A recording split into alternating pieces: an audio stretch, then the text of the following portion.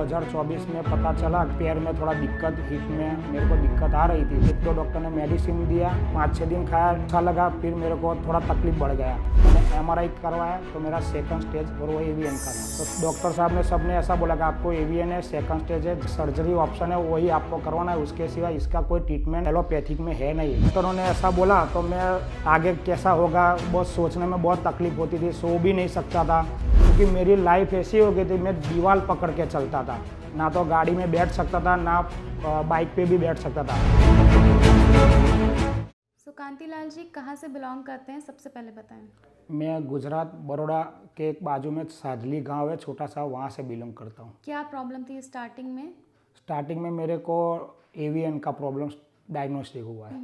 ये कब problem diagnose हुआ था आपको, कितना टाइम हो गया उससे? मेरे को अक्टूबर 2024 में पता चला कि मेरे को पैर में थोड़ा दिक्कत, हिप में मेरे को दिक्कत आ रही थी। तो मैंने वहाँ पहले छोटे मोटे डॉक्टर को दिखाया, उन्होंने थोड़ा मेडिसिन दिया लेकिन रिलीज नहीं हुआ, इसलिए मैंने ऑर्थोपेडिक डॉक्टर को दिखाया। तो उन्होंने मेरे को 1-2 डॉक्टर ने मेडिसिन दिया, 5-6 दिन खाया, अच्छा लगा। फिर मेरे को थोड़ा तकलीफ बढ़ गया। तो एक डॉक्टर साहब ने, ऑर्थोपेडिक सर ने बोला कि आपको एक एमआरआई करवाइए, आपको कोविड हुआ है, उसके रिलीजेशन में आपको कुछ एवीएन निकल सकता है, लेकिन उसके आपके लक्षण थोड़े से दिख रहे हैं। तो उन्होंने मेरे को एमआरआई सजेस्ट किया, मैंने एमआरआई करवाया तो मेरा सेकंड स्टेज एमआरआई निकला था और वो एवीएन का था। ओके ओके, तो फिर हमारे बारे में कैसे आपको इन्फॉर्मेशन मिली? अब आपके बारे में पहले तो मैंने ऑर्थोपेडिक में, एलोपैथिक में मानता था, आयुर्वेदिक में मेरे को ऐसा कुछ पता नहीं था। तो मैंने पहले बहुत डॉक्टर ओपीडी बहुत मैंने डॉक्टर को मिला, बहुत 1 महीना तो मैंने ऑर्थोपेडिक सर्जन को ही मिले।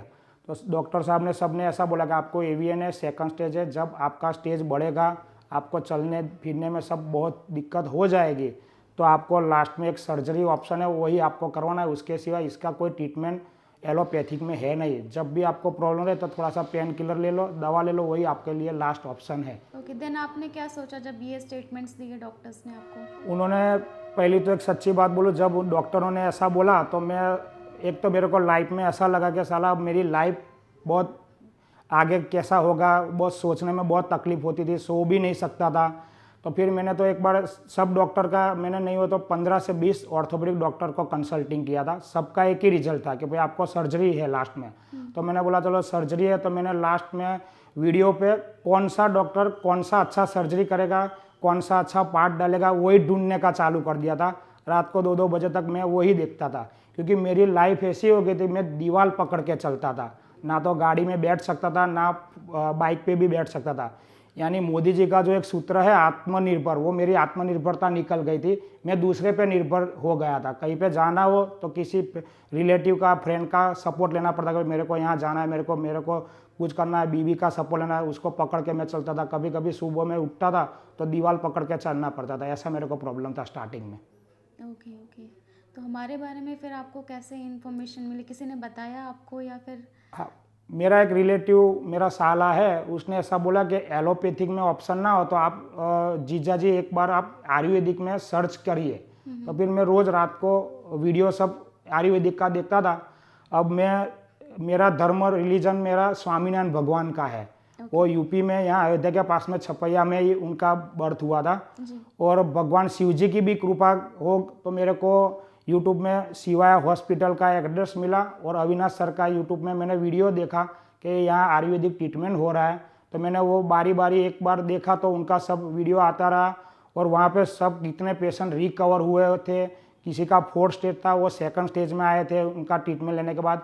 तो मेरे को लगा, पहले तो ऐसा भी लगा क्योंकि दुनिया में यूट्यूब पे सब गलत चलता है, कभी कभी ऐसा भी लगता है कि ये सच है नहीं है, लेकिन ये 100% सच और सही है, सनातन सत्य है। फिर मैंने, उनका कैंप था अहमदाबाद में, तो फिर मैंने वहाँ पे बुकिंग करवाया, मैंने वहाँ पे थेरापी लिया।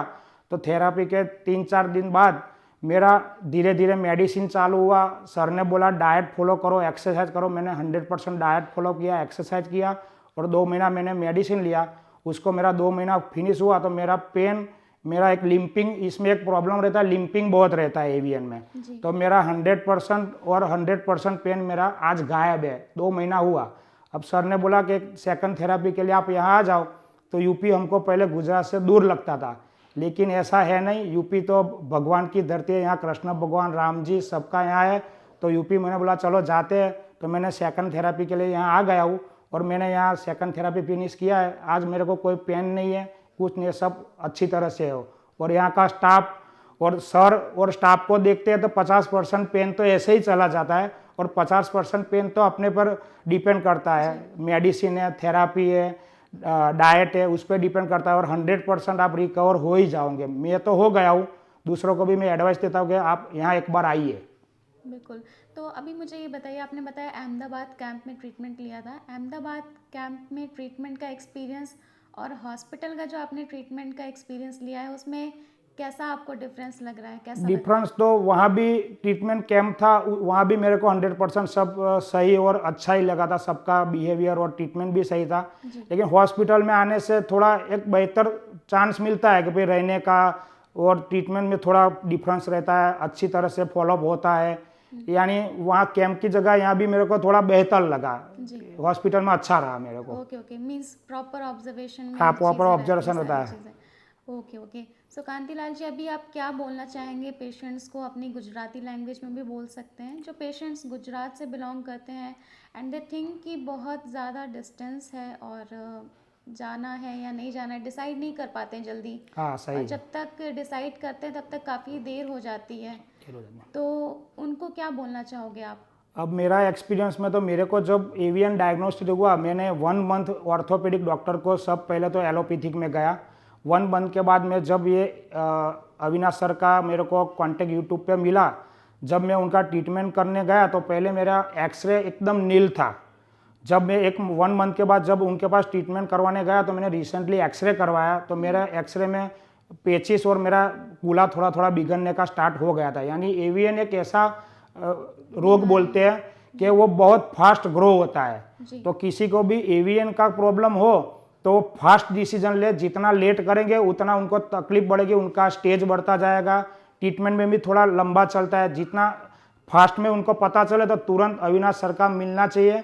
और ये हॉस्पिटल, शिवाय हॉस्पिटल 100% सही है, सच है, और ऐसा नहीं है कि कोई गलत बात है। मेरा खुद का एक्सपीरियंस है, यहाँ आना चाहिए, सर का कॉन्टेक्ट करना चाहिए और ये ट्रीटमेंट लेना चाहिए।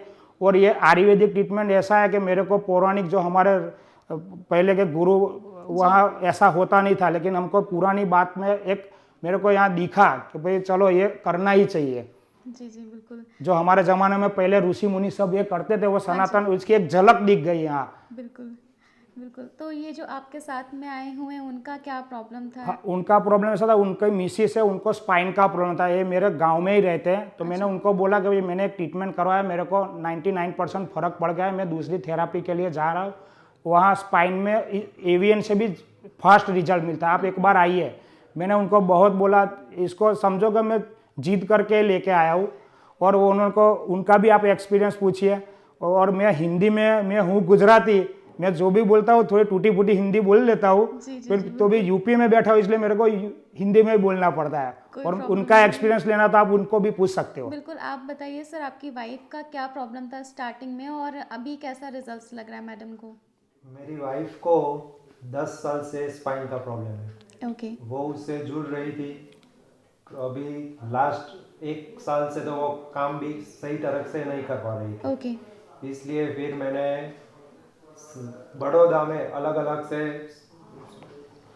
ऑर्थोपेडिक डॉक्टर्स को दिखाया, लेकिन सबका ऑपरेशन ही करना, सब बोल रहे थे कि ऑपरेशन ही करना पड़ेगा। ओके। तो ये बताएं कि 10 साल से प्रॉब्लम हो रही थी स्पाइन की, तो अभी जिस टाइम पे ये हॉस्पिटल में आए उस टाइम पे क्या कंडीशंस थी उनकी? मींस चलने फिरने में क्या प्रॉब्लम्स आ रही थी उनको? उनको दोनों हाथ में झंझनाहट सी होती थी, दोनों हाथ से कुछ वो पकड़ भी नहीं पा रही थी। ओके। और चलने में और सोने में भी दिक्कत रहती थी उनको। जी। बैक साइड में भी उनको प्रॉब्लम रहता था, तो चलने में, घूमने में भी उसको दिक्कत रहता था। फिर मेरा फ्रेंड है कांतिलाल जी, उन्होंने बताया कि मैं शिवाया हॉस्पिटल में जा रहा हूँ और तेरे को 5 को लेके वहाँ पे जबरदस्ती आना ही है। मेरे को बहुत अच्छा हो गया है यहाँ से, तो आप एक बार आइए और विजिट यहाँ पे कीजिए।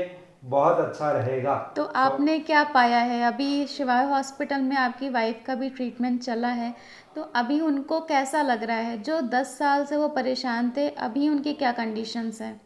सिवाया हॉस्पिटल में हम आए और उन्होंने 7 दिन का यहाँ पे ट्रीटमेंट लिया, जी। तो 60 से 70% उनको अभी रिलीज हो गया है। Okay okay okay. उनकी जो परेशानी थी दोनों हाथ में वो झंझनाहट सी, वो पूरी चली गई है पूरी चली गई है। और पेन में भी बहुत रिलीफ हुआ है। हम्म। Okay okay. और ऐसा हुआ 3 दिन तो उन्होंने ट्रीटमेंट लिया तो अच्छा लगने लगा। जी। तो मेरी आंटी जी जो यूएस रहती है, उनको भी ऐसा ही दिक्कत था, स्पाइन में और घुटनों में उनको दिक्कत थी। ओके। तो उनका कॉल आता रहता था कि कैसा है, वह सब कुछ पूछने के लिए। जी। तो फिर उनको बताया तो कि मेरे को भी ये करवाना है, तो उनको मैंने यूएस से सीधा यहाँ पे बुला लिया ओके। कि आप एक बार यहाँ पे सिवाया हॉस्पिटल आ जाइए। 3 दिन में मेरी वाइफ को बहुत ये मिला है, रिलैक्सेशन मिला है। ओके। तो वो सीधा यहाँ वहाँ से प्लेन में बैठ के यहाँ पे आ गए और उनका भी ट्रीटमेंट चल रहा है। उनका आज 5 डे कंप्लीट हुआ। हाँ। उनको तो 70 से 80% कंप्लीट हो गया है। ओके, तो मीन्स आपकी आंटी आपके इलाज के तीसरे दिन यहाँ पर आई हैं? हाँ डायरेक्ट यूएस से? हाँ। Okay okay okay. उनको 70 से 80% अभी कंप्लीट हो गया है।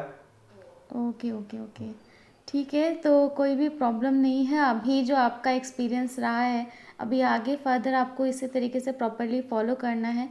आप अगर कुछ फाइनल मैसेज देना चाहते हैं पेशेंट्स को तो आप बिल्कुल दे सकते हैं।